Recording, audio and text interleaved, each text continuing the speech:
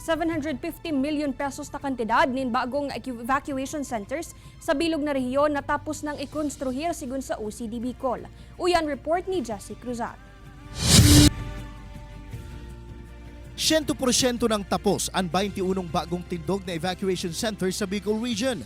Gikan sa National Disaster Risk Reduction Management Council o NDRRMC as in Office of the Civil Defense o OCD Bicol.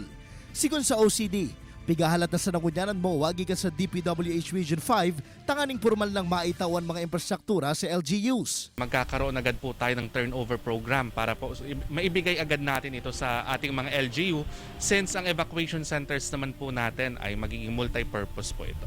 Nakaandam na ang mga pasilidad sa pinangbanwaan sa mga probinsya sa rehiyon. Piglalaoman na magiging dakulang katabangan ang infrastruktura urog na sa mga panahon ng tig-uran asin bagyo.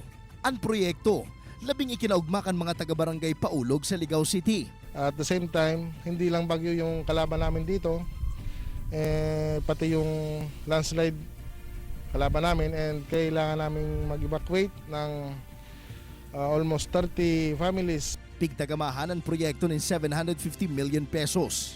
Pigsisyerto man kan OCD na salbado ang lugar na kinatitindugan kan evacuation centers matapos ang mahigot na pag-aadal kan MGB kan DENR. Ini si Jessie Cruzat, Balitang Bicolandia.